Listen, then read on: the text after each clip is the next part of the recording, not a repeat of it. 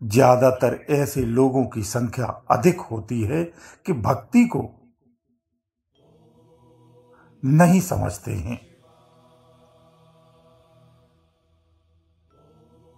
हम अनुष्ठानों और पूजा पाठों में शामिल होते हैं, लेकिन उनकी उत्पत्ति को नहीं समझते हैं। कई बार हम जाने अनजाने में अपने जीवन में नकारात्मक ऊर्जाओं को आमंत्रित कर लेते हैं। इसे हम आसुरी भक्ति या राक्षसी पूजा भी कह सकते हैं। ये संक्षेप में है। तो दैवी और राक्षसी अभ्यासों के बीच एक बारीक अंतर होता है। इस अंतर को समझना बहुत जरूरी है। क्या आप अपने अनुष्ठानों में डर को, क्रोध को या फिर भय को महसूस करते हैं या उससे जुड़ाव महसूस करते हैं? अगर ऐसा है तो आप प्रकाश और प्रेम के मार्ग से भटक रहे हैं, क्योंकि भक्ति से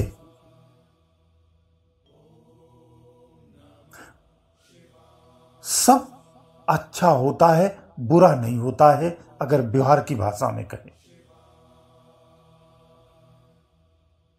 हमें अपने इरादों का मूल्यांकन एक बार अवश्य करना चाहिए, समझना चाहिए, उसे गहराई से समझें कि क्या आप शांति और सकारात्मकता से जुड़ाव महसूस कर रहे हैं या अशांति महसूस कर रहे हैं। आप नकारात्मकता को बढ़ावा देने वाली गहरी ऊर्जाओं की ओर आकर्षित हैं और धीरे धीरे उसी से जुड़ते जा रहे हैं। कहीं ऐसा तो नहीं है? परिवर्तन की ओर पहला कदम जागरूकता का होता है, हमेशा याद रखो। अपने द्वारा किए जाने वाले कोई भी प्रतीकों को और अभ्यासों के बारे में खुद को पहले शिक्षित करना चाहिए। समझने की बहुत आवश्यकता है, इसलिए ज्ञान पूर्वक ध्यान करना चाहिए। हमेशा पूछें, क्या ये क्रियाएं मेरी आत्मा को ऊपर उठा रही हैं या मुझे नीचे गिरा रही हैं? ये सब चीज तो आपको समझ में आना चाहिए और इस पर मनन करना चाहिए। तो चलिए इसे समझने का आज प्रयास करते हैं कि हमारी भक्ति आसुरी भक्ति है या फिर देव भक्ति है या कल्याणकारी भक्ति है। तो सबसे पहले तो संक्षेप में यह समझ लो कि आसुरी भक्ति किसे कहते हैं। भक्ति या भजन में उद्देश्यों का बहुत बड़ा महत्व होता है, क्योंकि उद्देश्य भक्ति का लक्ष्य होता है। लक्ष्य बना करके ही भक्ति की जाती है। भजन क्रिया इसी के लिए ही की जाती है, ध्यान क्रिया इसी के लिए की जाती है। अब उद्देश्य की बात हो रही तो इसमें दो उद्देश्य होते हैं। कौन कौन से उद्देश्य होते हैं सब समझते हैं। दो ही प्रकार के उद्देश्यों से भक्ति की जाती है, भजन या ध्यान किया जाता है। कौन से? पहला पाने का उद्देश्य और दूसरा खोने का उद्देश्य। इसी के दूसरे रूप में कहूं तो एक मांगने की भक्ति और एक त्यागने की भक्ति। यानी मेरे पास जो कुछ है वो सब तेरा है, तू ही ले जा, मुझे कुछ नहीं चाहिए, सब छोड़ दिया। एक भक्ति वो कि मुझे ये भी मिल जाए, वो भी मिल जाए, सब मिल जाए, जो है मेरा वो बहुत कम पड़ रहा है, मैं बहुत परेशान और दुखी हूं, मुझे सब चाहिए। तो इस प्रकार से ये भक्ति एक ही है, प्रयास एक ही है, एक ही परिवेश में बैठकर के भक्ति की जाती है। एक ही भक्ति व भजन दो धाराओं में बट जाता है, दो मार्गों में चला जाता है, क्योंकि इनके परिणाम अलग अलग हो जाते हैं।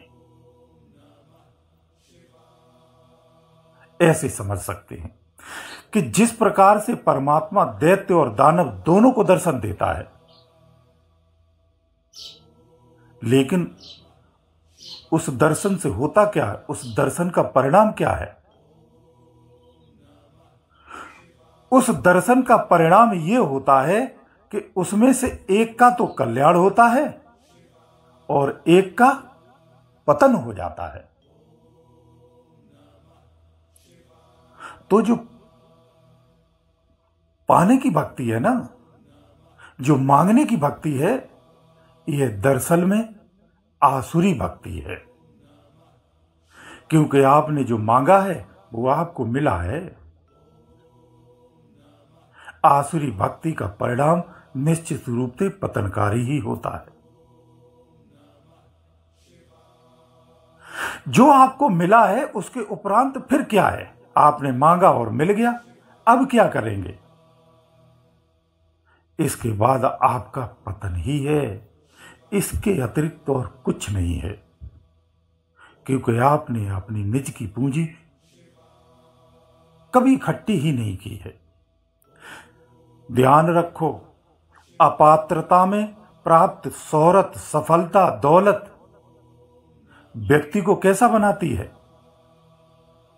ये प्रश्न का उत्तर दे रहा हूं। किसी ने पूछा है कि ये पतनकारी भक्ति क्यों हो जाती है, तो इसीलिए हो जाती है क्योंकि अपात्रता में जब योग्यता से अधिक सफलताएं मिल जाती हैं या योग्यता से अधिक आप सोच लेते हैं, ये दोनों अपराध की जड़ें हैं।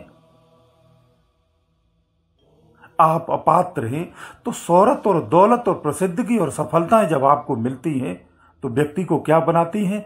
उद्दंडी बनाती हैं, घमंडी बनाती हैं, क्रोधी बनाती हैं, अपराधी बनाती हैं, भ्रष्ट कर देती हैं।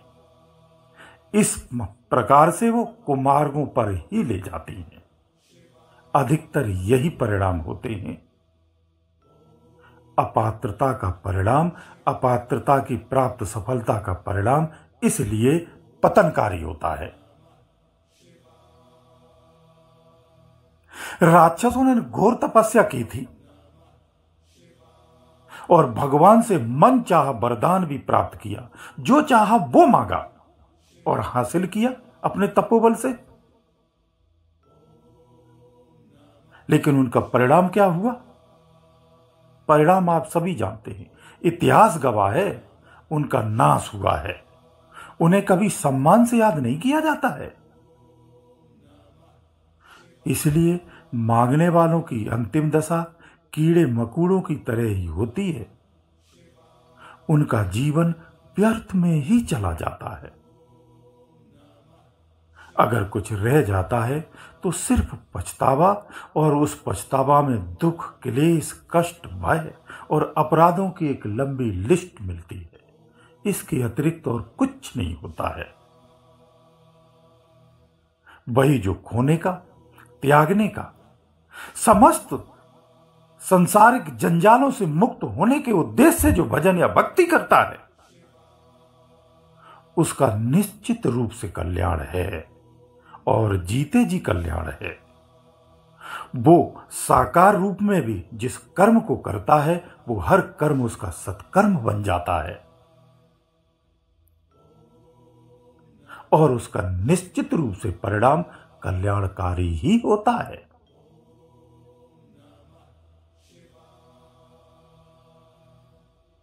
तो आज से आपको तय ये आपको करना है कि आप कौन सी भक्ति करना चाहते हैं, कौन सा भजन करना चाहते हैं। दैत्यों वाली भक्ति या फिर दानवों वाली भक्ति। गुरुदेव दयालु, गुरुदेव।